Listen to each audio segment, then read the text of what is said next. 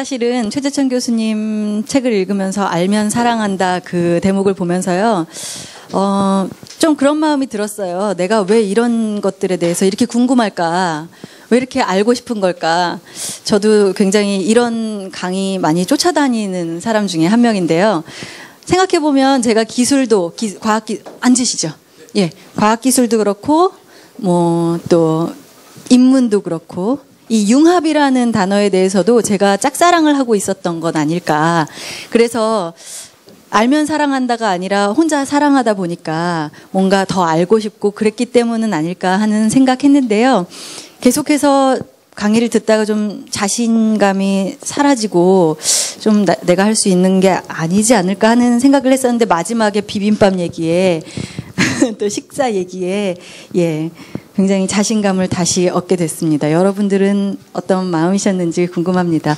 이 두 분께서 이번에는 비트윈 토크 예, 이름 짓기를 비트윈 토크라고 이름을 지었습니다. 두 분이 한번 이 과학과 기술, 과학기술과 인문에 대해서 예, 두 분이 마주 보시고 한번 서로에게 질문을 예, 던져보시고 또 해결책도 한번 찾아봐 주시죠. 그리고 여러분들께서도 마음속에서 일어나는 어떤 질문들과 또 나만의 해답이 있다면 이 자리에서 나눠주시면 좋겠습니다. 먼저 이 두 분의 질문과 해답들 한번 저희가 같이 들어보겠습니다. 근데 앞에 계셔서 말씀드리는 게 아니라 굉장히 같은 생각을 많이 가지고 계신다는 느낌을 받았습니다. 근데 아까 강의하신 다 강의를 들으셨기 때문에 그 몇 대목 제가 같지만 좀 또 다를 수 있는 몇 가지 얘기들인데요. 아까 작년인가요? 재작년인가 그 어디 모토쇼 얘기 나오지 않았습니까? 근데 저도 그걸 보면서 저 사람이 저거 왜 저 줄자대고 저렇게 설치될까? 그러니까 저는 그거를 그렇다고 제가 최 교수님이 순진하시다는 얘기가 아니라 그걸 그냥 있는 그대로 보게 되면은 남의 회사 너무 야 왜 이렇게 잘 만들었어 하고 이렇게 줄자 다 잰다고 생각하겠지만 저처럼 보는 관점에서는 또 다르게도 보여집니다. 그러니까 그냥 한마디로 얘기하면은 자신감의 표현이죠. 자신감. 절대로 자신감이 없으면 내가 우월하지 않다는 게 바탕에 깔려 있지 않으면 그건 절대로 안 나오는 일입니다. 그렇지 않습니까? 제가 2008년인가 그 똑같은 프랑크푸르트에서 누굴 만나냐면 피터 슈라이어라고 하는 지금 현대 기아차 디자인 부사장을 만난 적이 있습니다. 근데 그 피터 슈라이어가 한국에도 가끔 나오지만 그 프랑크푸르트에 기아에서 당시 돈으로 여하튼 700억인가를 우리 최 교수님 만나서 기아에서 돈을 이쪽으로 가야 되는데 왜 여하튼 그 건물을 통째로 사줬습니다. 그리고 그냥 피터 슈라이어 한 사람을 데려온 것이 아니라 그쪽 연구팀의 디자인 팀을 그냥 그 건물에 7층짜리 건물인데 거기에 몽땅 그 사람들이 살아요. 근데 둘이 이제 앉아가지고 그 양반 책상에는 컴퓨터가 없더라고요. 큰 화판만 있는데 말하면서 화판에다가 그려요. 그래서 그 그려서 나온 게 우리나라에서 시판된 자동차 중에 하나입니다. 나중에 나온 거 보니까. 근데 그 피터 슈라이어의 책상 위에는 컴퓨터가 없었지만은 사진이 한 장이 있었는데 그 사진이 아주 오래된 BMW인지 벤츠인지 여하튼 독일차인데 그 독일차에서 두 아이가 놀고 있는 사진을 자기가 보게끔 이렇게 보고 있다가 저한테 돌려 보이면서 사진을 보라고 그러더라고요. 근데 그 사진에는 두 아이가 벤츠인지 BMW인지 정확하게 기억은 없지만 여하튼 그 둘 중에 한 아주 오래된 모델이에요. 지금 보면은 정말 우스꽝스러울 만큼 오래된 모델인데 그 모델 앞에서 놀고 있는 사진이었어요. 그래서 저한테 뭐라 그러냐면 아직도 2008년 얘기입니다. 아직도 한국에서는 자동차는 산업이죠. 나는 자동차가 문화입니다. 그랬습니다. 저는 그 말 한마디에 정말 너무나 많은 얘기들이 담겨 있다고 봤죠. 지금 우리가 자동차 만드는 산업적 수준, 기술, 뭐 디자인까지 다 포함해서 물론 상당히 아직도 안 되고 있지만 세계 어디 내놔도 손색이 없고 어떤 부분에서는 1등하고도 남을 겁니다. 근데 우리 자동차들은 물론 우리도 자동차 문화가 하루 이틀 된 문화가 아니죠. 어떤 의미에서는 그만큼의 문화가 있기 때문에 또 이만큼 끌고 가는 것도 있겠지만 제가 아까 우리 최 교수님이 보여주신 슬라이드를 보면서 아하 하고 생각된 것 중에 하나는 첫째, 저쪽이 아직도 자존심이 강하구나. 둘째, 근데 너희가 문화를 넘어선 산업이냐? 때로는 문화는 천천히 갑니다. 하지만 산업은 빨리 가죠. 그러면서 우리도 아직 개발해내지 않고 우리도 기술은 알지만 우리가 아직 시판하지 않은 것을 이건 아직 문화는 아닌데 사실 우리나라에서 만든 차들이 옵션이 굉장히 고사양 옵션 아닙니까? 근데 이런 것들이 외국 소비자들은 거기까지 반응 잘 안 하거든요. 그러니까 그건 문화로는 아직 아닌데 산업으로는 얼마든지 앞서갈 수 있는 거죠. 모터쇼니까. 제가 이 얘기를 굳이 왜 하느냐. 지금 우리의 공학적, 기술적, 뭐 굳이 과학이란 얘기를 빼놓더라도 이거 역시 그런 측면들이 있지 않은가 하는 얘기죠. 우리는 70년대 박정희 대통령 덕분에 대덕에다가 연구단지를 다 모아놨습니다. 그러면 상식적으로 생각해보면 모아놨으면 시너지가 나와야 될 텐데 우린 시너지 거기서 나온 것도 있지만은 시너지하고는 좀 다른 각도의 것들이 나오거든요. 그리고 우리가 분명히 초고속으로 전진해 왔는데 발전해 왔는데 이것은 어찌 보면은 그 프랑크푸르트 모터쇼에서 있을 법한 그런 에피소드와 마찬가지로 우리의 연구, 기술 이런 문화가 가는 거하고 그 산업적 속도가 가는 거하고 이게 뒤집어졌구나. 저는 그런 생각을 지금 갖게 되는 겁니다. 그러니까 우리가 지금 연구비 얘기하셨지만은 제가 서울시 산학연 정책위원회 위원하고 있을 때 그게 서울시 이명박 대통령이 6천억인가 모아가지고 연구비 나눠주던 때입니다. 서울시 내 연구비를 노무현 대통령 시절에 아예 다 끊어버렸기 때문에 제가 기억해요. 최 교수님 연구 프로젝트를 아웃시켰어요. 제가 아웃시킨 건 아니고 그래서 아침에 그것 때문에 회의가 열렸습니다. 새벽 6시. 살려주시려고 회의하셨잖아요. 네. 근데 저희 그 산학연 정책위원회 위원들이 12명이었는데 거기는 뭐 강만수 씨부터 돈된 삼성, LG, 현대 세계 사장들하고 뭐 김현장의 변리사 한 분하고 나머지는 대학 연구처장들하고 언론계선 저하고 여하튼 12명이었어요. 근데 결국 그때 그게 옳게 해결이 안 났습니다.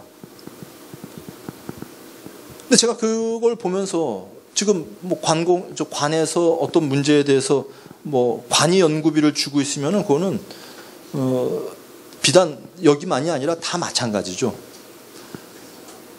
저는 그렇기 때문에 융합이든 뭐든 이게 되려면 문화가 돼야 된다. 연구비 주는 문화. 그리고 그 문화 없이 다른 것만 빨리 가봤자 이게 말짱 헛일이다 싶은 생각이 든다는 얘기죠. 그러면 저는 지금 우리가 이 자리에서 얘기돼야 될 것들은 어떻게 하면 통섭의 문화를 만드느냐 뭐 그런 거 아니겠습니까? 근데 저는 거기에 대해서도 또 제가 앞서 제가 얘기할 수순일 때 질문드렸던 그저 여기저기 있는 사람들이 다 모이면 통섭이 되느냐. 제가 예전에 청와대에서 비서관 생활을 짧게 한 적이 있었습니다.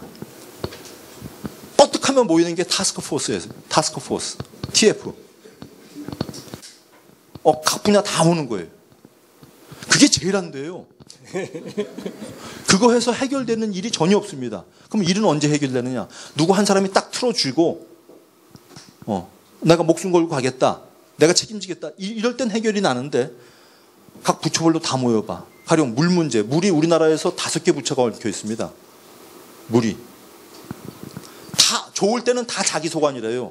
건설부도 환경부도 모두. 그런데 나쁠 때는 다 자기 거 아니래요. 그러면 타스크포스 모입니다. 모이면 뭐예요? 총리실 끼고 대통령 비서실 끼고 백날 껴봤자 나중에 나오는 얘기는 있던 없던 흐지부지 가버립니다. 그래서 저는 지금 대덕에 뭐가 모여있다, 어디에 뭐가 모여있다, 이 모여있는 것이 이 70년대에 모아놓은 건데 지금 우리는 어떤 문화를 만들고 있는 건가. 그래서 제가 이거는 그렇게만 접근할 문제는 또 아니지 않겠는가. 문화가 만들어지려면 각자의, 저는 제가 통섭 얘기를 교수님 말씀을 들으면서 제가 제일 크게 느낀 것 중에 하나는 우리가 차이가 인정되지 않는 가운데서 통섭으로 이건 점핑하는 거거든요. 물론 최 교수님은 그 얘기가 아니죠. 하지만 지금 우리 사회에서 일고 있는 이 얘기들은 지금 그렇게 가고 있는 것 같거든요.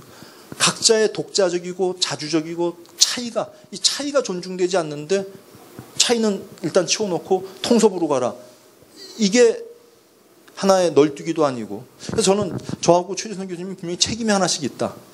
저는 언필칭 우리 사회에다가 인문학제도 아닌 사람이 인문학 불질러 놓은 책임. 이게 저 굉장히 제가 아주 심하게 느끼고 있습니다. 우리 최 교수님도 2004년에 통섭 그 고민해가지고 내놓으셨는데 이것 때문에 지금 연구하시고 나름대로 들어가고 자기 분야 해야 될 양반들이 지금 다 나와가지고 우리는 어떻게 해야 되는 거냐. 지금 이게 굉장한 국가적인 손실이라고 저는 보거든요. 저는 왜 CEO들이 아침마다 모든 CEO들이 제가 여기까지만 얘기했습니다. CEO들이 어떤 곳에서는 아예 6시 반에 모여가지고 진짜 노노 맹자 대학 중용을 순서별로 다 읽더라고요. 제가 CEO들 가까운 CEO들한테 정말 이거 왜 하냐? 정말 당신이 거기에서 그거 읽을 때마다 인사이트를 발견하고 인터뷰할 땐 늘 그래요. 난 이걸 해서 내가 회사 경영에 무슨 도움을 받고. 하지만 그들 중에 상당수는 오너가 아니기 때문에 언젠간 내가 나가야 되기 때문에 내가 시골 어디 가서 아직 돈은 좀 있는데 내가 서당을 하나 만들까 해. 이게 실제입니다. 실제. 그러니까 그게 나쁘다는 건 아니지만은 우리 사회에서 이게 인문에 대한 얘기들이, 통섭에 대한 얘기들이 우리 사회는 일단 뭐 하나 누가 잘못해서 불 질러 놓으면은 이 불이 아무도 감당 못하는 불이잖아요, 다.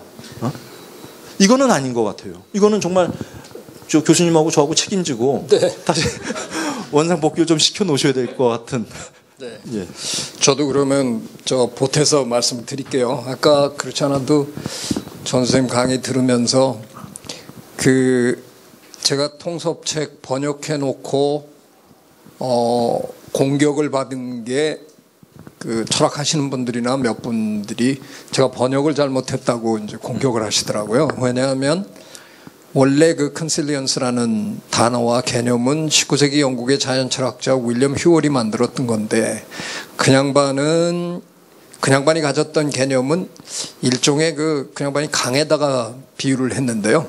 작은 지류들이 모여서 결국은 큰 강을 이루게 된다. 그러니까 이제 서로 다른 분야의 이런 것들이 다 언젠가는 합쳐진다. 뭐 그런 얘기를 한 거예요. 근데 이게 굉장히 생각해보면 동양적이잖아요.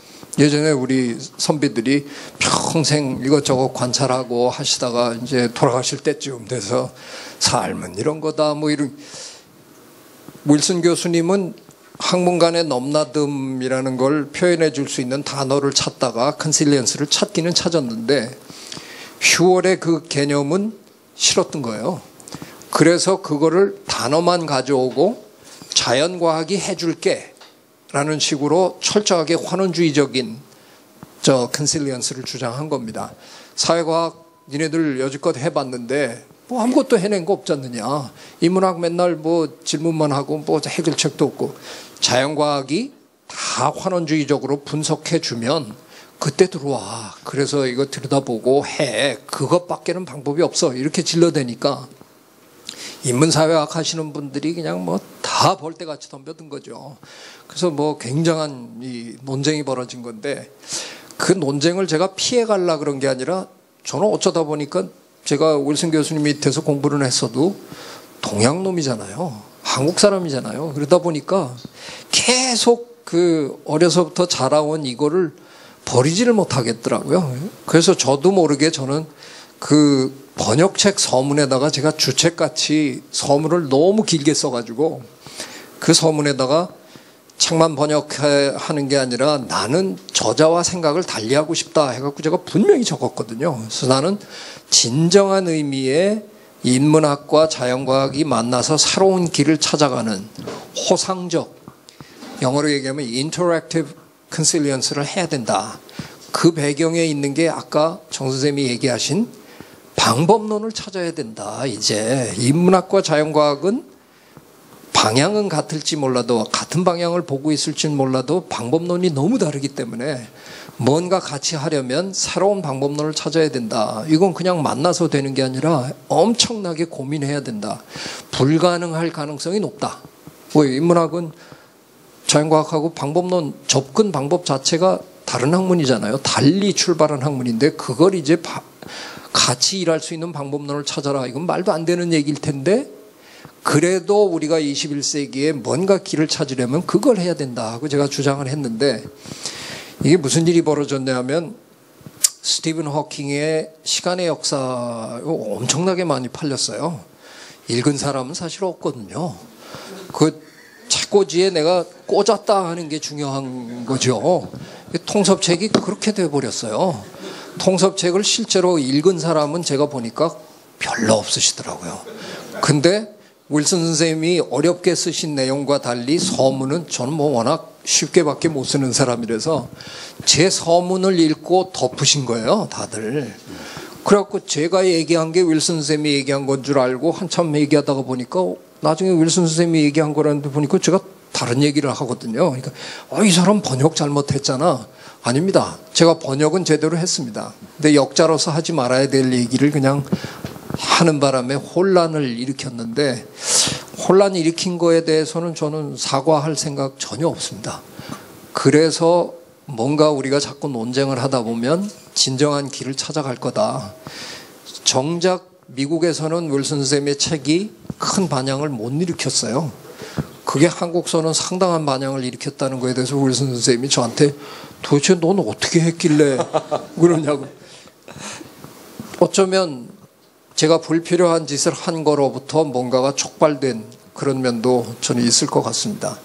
일단 저는 여기서 얘기를 끝내고요. 조금 전에 정 선생님이 제기한 문화에 대한 얘기는 혹시 또 얘기하면서 기회가 되면 저도 한 말씀 더 보태겠습니다. 제가 그 방법론 얘기를 한 거는 비슷한 맥락도 있지만은 그럼 뭐 그 제가 선생님 책을 번역한 책을 통섭 책을 서문뿐만 아니라 그 은사이기도 하시지만 사실 그거는 방법론적으로 보면 우리가 뭐 환원주의라는 표현도 쓰지만은 자연과학적인 인식 방법을 모든 문제에 다 적용할 수 있다는 게 깔려 있는 거거든요. 그러니까 제가 약간 의문이 들었던 건 솔직한 얘기로 통섭을 얘기하는데 이게 사실 꼭 인문과학, 사회과학, 자연과학 이런 분류만이 아니라 어느 분야든 간에 하령 아주 팩트만 나오게 되는 사회과학에 있어서도 그렇고 또 아주 그냥 기술은 이거다라고 그냥 정업 명제 형식으로 나오는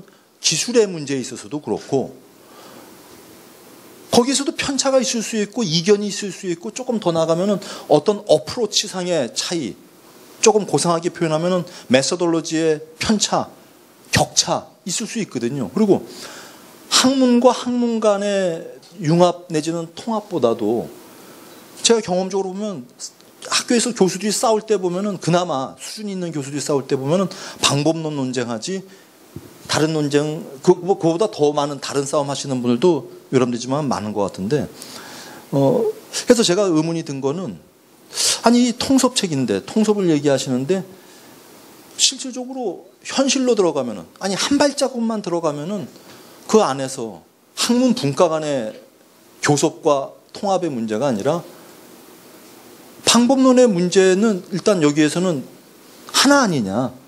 그렇게 되면은 다 모여봐 해놓고 그 안에서 나는 사실 그 생각은 아니었는데 이렇게 나올 수밖에 없는 거 아닌가 하는 생각이 들어서 통섭만이 아니라 방법론에 대한 그렇다고 해서 방법론에 대한 것들이 전제가 돼야지 통섭이 가능하다는 얘기를 저는 하고 싶지는 않습니다. 최 교수님이 그 서문에서도 밝히신 것처럼 흐르는 강에 해서 뭐 개천에서도 물이 강물에 흘러가지고 그것이 바다로 나가고 다 아시는 것처럼 눈에 보이지는 않지만 수증기가 또 올라가서 대류 현상이라는 게 일어나긴 하지 않습니까? 하지만 그것이 그런 비유든 아니면 최 교수님이 얘기하신 것처럼 나무에 대한 비유여서 뿌리와 줄거리가 몸통에서, 그러니까 뿌리와 잎새들이 몸통에서 만나는 그것이 어떤 비유가 됐든 저는 그걸 넘어서서 이게 통섭이라는 얘기가 굉장히 매력적인 포인트인 것은 틀림이 없는데 막상 한 발자국 들어가게 되면 당장에 어프로치는 어떻게 하죠? 방법은 어떻게 하죠? 뭐가 접점이죠? 이 얘기 곧장 나오는 거 아닌가? 그렇다고 한다면 제 관점에서는 저는 커뮤니케이션을 전공한 사람이기 때문에 우리 맘대로 잘 안 될 것 같은데 종료하시라는데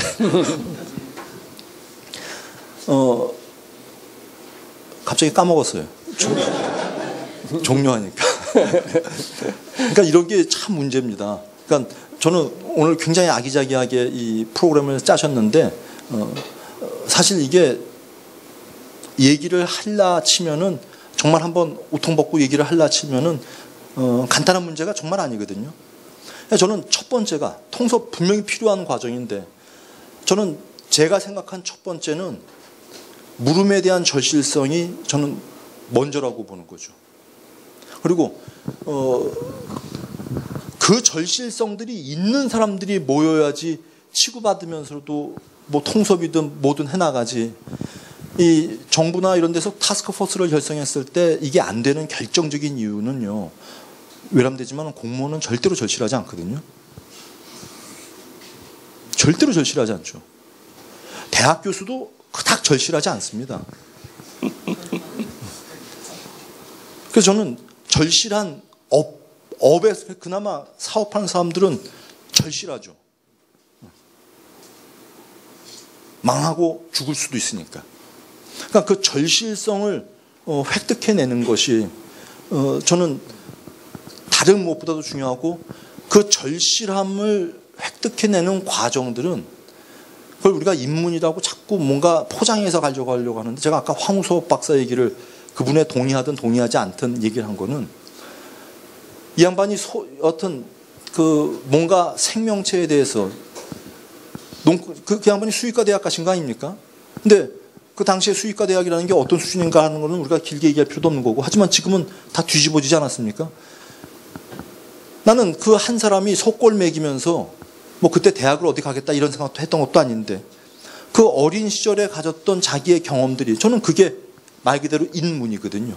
그걸 책으로 포장하지 않더라도 그건 인문입니다.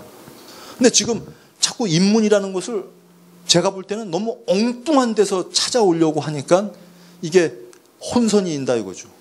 아까 넓게 판 다음에 깊게 들어간다고 했는데 저는 이제까지 이른바 대가들은 어느 분야든 대가는 자기 철학이 있습니다.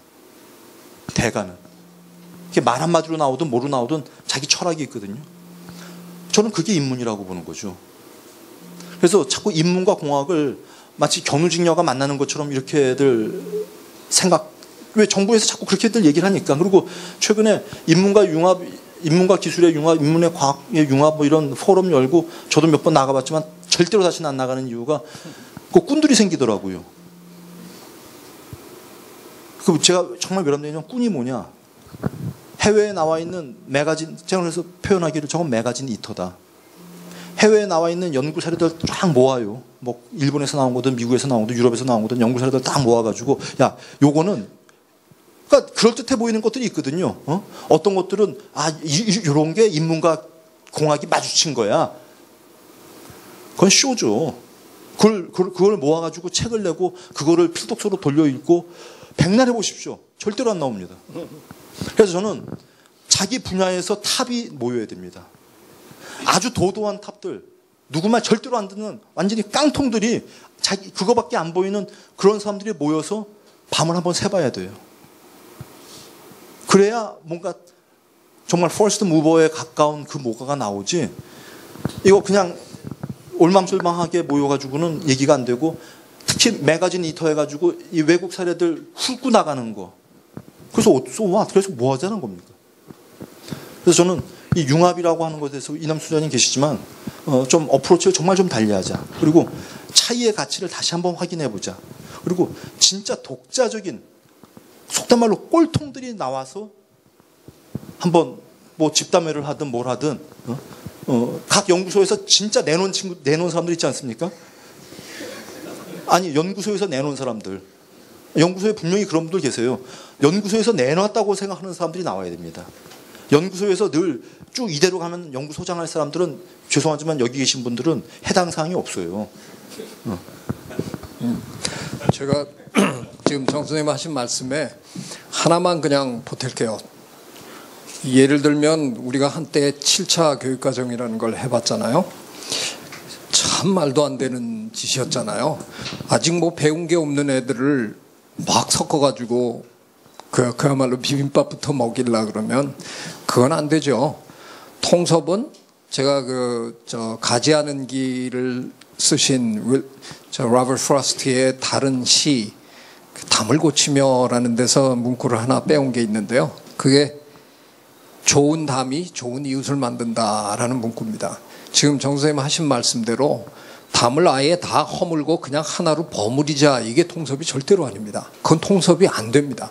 물리학이 있고 생물학이 있고 경제학이 있어야 이들 간에 통섭이 가능한 거지, 물리학도 아닌 것이 생물학도 아닌 것이 경제학도 아닌 것이 모여봐야 이건 아무것도 아닌 거죠.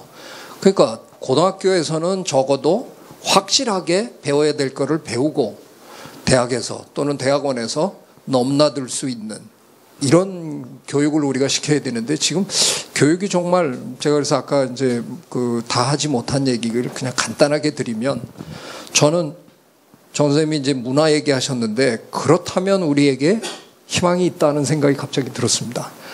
우리 문화 바뀌는 속도 전 세계에서 우리가 또 최고로 빠르잖아요. 뭐 얘기만 제대로 되면, 홍보만 제대로 되면, 교육만 제대로 되면 바뀝니다. 뭐 담배도 상당히 많이 바뀌었고요. 뭐 화장도 이제 화장장 하기도 힘들 정도로 바뀌었고요. 뭐 바뀝니다. 문화 바뀌는 속도가 이렇게 빠른 나라, 그렇다면 해야 되는 게 뭔가? 교육이라고 저는 생각하는 겁니다. 교육을 어떻게 우리가 제대로만 어떻게 세워놓으면 그 교육을 받고 나온 사람들이 모여서 드디어 뭔가를 할 수 있는 거죠. 아까 제가 말씀드린 거에 이어서 얘기를 하면 한 개인 안에서 통섭은 불가능합니다. 그 한 개인이 무슨 재주로 자연과학도 하고 경제학도 하고 뭐도 합니까? 그러니까 지금 말씀하신 대로 한 개인은 그냥 꼴통이 돼야 되는 거고요. 그 꼴통과 꼴통이 만났을 때 제가 이제 보태고 싶은 말씀은, 소통이 가능해야 소통 가능한 꼴통들이 나와줘야 되겠다는 거죠. 근데 지금은 우리 교육제도에서는 전혀 소통이 안 되는, 지금 정 선생님 하시자는 대로 하면 꼴통들이 모여가지고 싸움하다가 끝날 가능성이 있는데, 꼴통이면서도 저 꼴통이 하는 얘기를 꿰뚫어 볼 수 있는 그런 꼴통들을 우리가 어떻게 키워낼까? 여기에 저는 핵심이 있다고 생각합니다. 사회자를 무시하는 게 아니라, 제가 전공이 커뮤니케이션입니다. 아니, 저는 최 교수님하고 지금 뭐 굉장히 얘기가 재밌기 때문에. 재밌으시죠? 우리가 이 커뮤니케이션 분야에서도 방법론적으로 크게 양분해서 이른바 크리티컬 어프로치라는 게 있고 엠피리컬 스터디라는 게 있습니다. 근데 주로 미국식 커뮤니케이션을 얘기하는 사람들은 퍼수에이전, 설득을 항상 개념적으로 강조합니다. 근데 저는 제가 소시적부터 설득은 불가능한 거다. 내가 내 자식 새끼를 설득해 본 적이 없거든요. 마누라 설득해 본 적이 없거든요. 내가 누군가를 설득해 본 역사가 없습니다. 앞에서 설득 당하는 것처럼 보일 뿐이죠. 그러니까 힘의 지배 관계에서, 지배와 피지배의 관계에서 설득 당하는 것처럼, 설복 당하는 것처럼 상감마마 성은이 망극하옵니다 하고 말할 뿐이지 실질적으로 누구도 설득 안 당합니다. 그래서 저는 퍼수에이전은 이거 가짜다. 뭐가 진짜냐? 심퍼시죠. 공감하는 거죠. 그 심퍼시라는 표현이 우리 철학책에서는 같을 동자 마음 정자를 써서 그 일본 사람들이 번역해낸 표현인데요. 근데 그게 어디에 있냐면은 그 도덕감정론이라는, 우리가 경제학의 비조 얘기하는 누굽니까? 경제학 비조, 경제학의 태두, 아담 스미스요.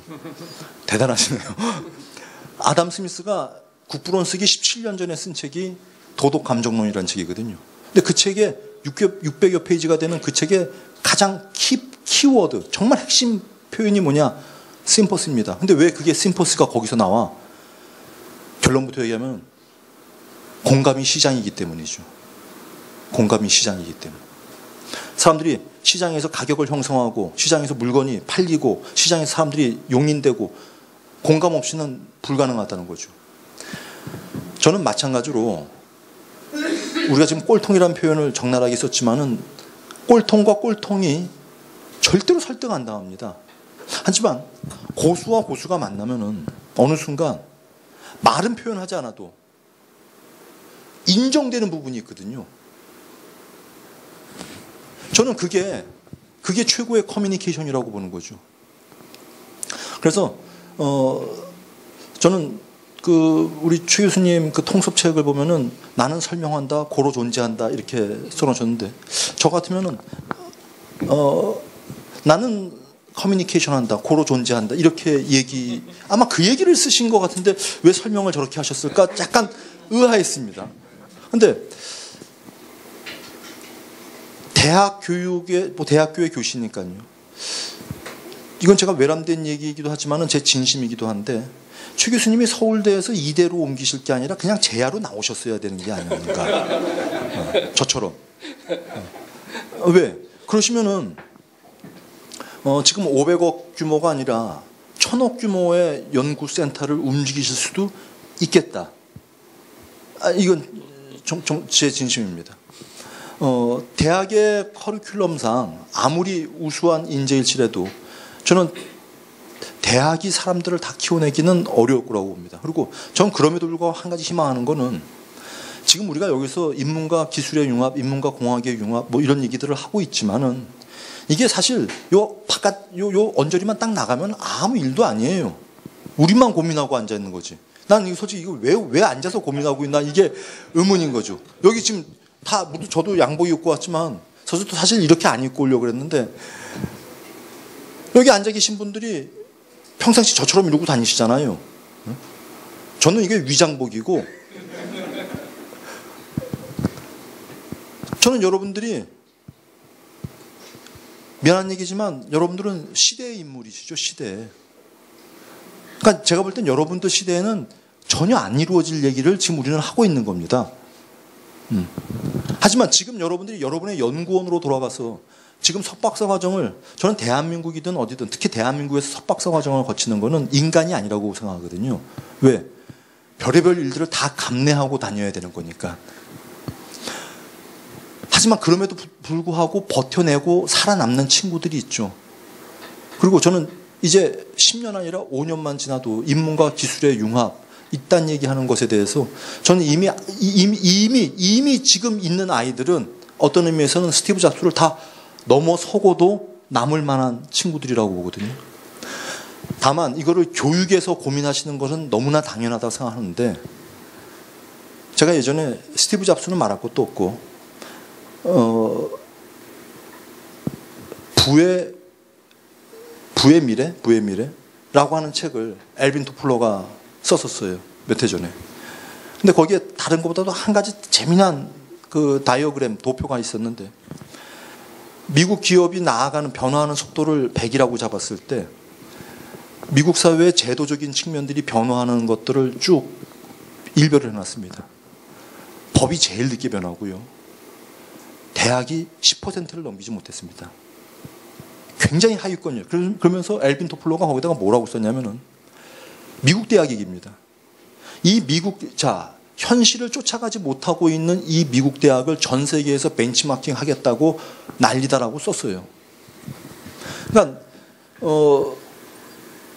정말 대학에 계신 분들한테는 외람된 얘기지만은 저는 정말 획기적이고 정말 레볼루셔너리한 뭔가를, 부의 미래라고 하는 책의 원제가 레볼루셔너리 웰스거든요. 혁명적 부거든요. 정말 뭔가 혁명적인 것들을 원한다고 한다면 지금의 틀은 아닌 것 같다 싶은 거죠. 왜? 지금의 틀은 너무나 많은 다른 것들을 해야 되니까요. 제가 예종 교수를 딱 9년 하다가 접은 이유 중에 하나가, 저는 처음에 한국예술종합학교 예종이 바우하우스를 만들 줄 알았어요. 그리고 처음에 우리는 그런 생각이었고요. 그리고 그 바우하우스 못지않게 피워가는데, 바우하우스는 말 그대로 공방 아닙니까? 공방. 거기서 뭐 이론을 가르치고 이런 게 아니거든요. 그러면 저는 과 이름이 이론과였습니다. 근데 이론과 교수는 왜 존재하느냐? 이해 끝납니다. 이론과 교수는 왜 존재하느냐? 리버럴 아츠, 인문학을 4년제 대학에 인문학을 2년 동안 깔겠다고 저 같은 사람이 갔던 겁니다. 근데 왜 안 됐느냐? 전공별로 학생들을 다 뽑아요. 뭐 별별 짓을 다 해서 뽑습니다. 근데 뽑아놓고 나니까 교수들이, 각과 교수들이 있을 거 아니에요. 내 새끼 어디 가서 그러거든요. 2년 동안 내 새끼 건들지도 못하게 만들려는 거냐? 그래가지고 결국은 다 찾아가더라고요. 그러니까 애들이 1학년 때 원래 계획은 카메라는 3학년 이후부터 잡는다는데 1학년 때 카메라 잡아놓으니까 그냥 빠져서 뛰쳐다니는 거죠. 하지만 그렇게 해도 상관은 없더라고요. 왜? 그렇게 해도 해외 국제영화제에서 따는 놈들 나오고 만드는 놈들 나오더라고요. 왜? 걔네들 노는 게 인문이었던 거죠. 그걸 인문학이라고 해가지고 따로 저 같은 사람이 가르치지 않아도 거기서 나오더라 이겁니다. 그래서 너무 걱정하지 마시고, 이남식 교수님도 우리 총장님도 저는 이 안에서 좀 더 그냥 놀이 비슷한 것들을 만드는 게 아니라 진짜 놀 수 있는 플레잉 그라운드를 펼쳐주시면 좋겠다는 생각이고, 저는 우리 외람되지만은 저는 외람된 게 아니라 그냥 최 교수님이 너무 가깝게 느껴지기 때문에 그냥 응석받이 형식으로 최 교수님이 대학에 안 계시면 제가 500억이 아니라 5천억이라도 제가 어떻게 펀딩 해볼 텐데. 이상입니다. 아이고, 이거 뭐 저 또 이상한 짓 하라고, 저 서울대에서 이대로 옮겼을 때 뭐 그 외국 친구들이 다 이상하다 그러더라고요. 대한민국엔 교수가 학교 옮긴 것도 뉴스냐. 제가 뭐 온갖 일간지에 다 났어요 그때. 그래서 참 그게 뉴스가 되나. 정 선생님 하신 말씀에 저 한 2분만 주실래요? 제가 하고 싶은 게 하나 있기는 합니다. 그게 뭐냐면, 제가 책에도 썼지만, 제가 이제 미국에서 학위를 마치고 몸담았던 미국의 Society of Fellows라는 곳인데요. 그게 이제 하버드 대학에서 시작한 건데, 당시 그 로웰 총장님이 이제 총장 끝나면서 30년인가 총장을 하셨는데, 끝나면서 사비를 털어가지고 이제 뭘 하나 만드신 건데, 그분의 그냥 얘기가 아주 간단합니다.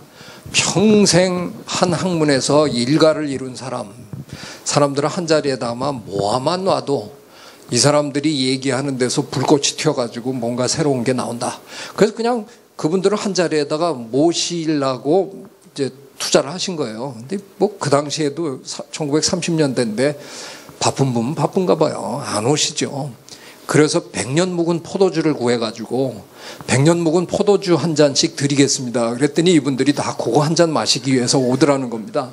그래가지고 꼬드겨가지고 이제 하는데, 뭐 100년 묵은 포도주가 날이면 날마다 있는 게 아닐 거 아니에요. 그런데 그 포도주가 다 떨어질 무렵이 되니까 철학하시던 분이 뇌과학자를 만나서 얘기하다 보니까, 이거 저 사람 연구가 잘못하면 내 밥줄 끊게 생겼네, 뭐 이런 게 이제 자꾸 등장하더라는 거죠. 그래서 그 다음엔 포도주가 다 떨어졌는데도 모이더라는 겁니다. 그래서 저는 그러다가 제가 이제 그 하버드 대학 그 소사이티 펠로우스에서는 그 돈을 가지고 해마다 이제 몇 명의 주니어 펠로우를 뽑습니다. 박사학위 막 받은 사람 중에서 뽑아가지고, 이 사람들이 해야 되는 건 그냥 기쁨조예요. 이 고수들 앞에서 요즘 새로운 학문은 이쪽으로 가는 것 같은데요, 뭐 이렇게 재롱 떨라고 이제 뽑아놓은 건데, 그 하버드 대학의 주니어 펠로우로 뽑히는 순간 잡 오퍼가 들어옵니다. 3년 후에 우리 대학으로 와주세요. 뭐 천재라고 그냥 인정받은 사람들이니까요. 제가 그 인터뷰까지 갔다가 전 떨어졌는데, 그래서 낙담하고 있다가 미시간 대학에 똑같은 제도가 있다는 걸 알고 미시간 대학에 도전해서, 제가 미시간 대학 주니어 펠로우를 3년을 했는데요. 제가 공공연하게 제 책 여러 곳에다가 제 인생 전체랑 그 3년이랑 안 바꾼다라고 제가 대놓고 얘기했습니다. 그 3년 동안 고수들이 모여 있는 데서 놀아보니까요. 그냥 딴 짓은 별로 하고 싶은 게 없네요. 그냥 매일 그 짓하고 살 수만 있으면 얼마나 좋을까. 그래서 한국에 돌아와서 제가 꾸준히 지금까지 그래도 나름대로 노력한 게 지금 만들어 놓은 게 통서관인데요. 뭐 돈 한 푼 없어요. 근데 어디서 돈이 정말 몇 천억 들어오면 정말 고수들, 이 고수는 꼭 학문의 고수만이 아니라도 되죠. 비보이 고수도 고수잖아요.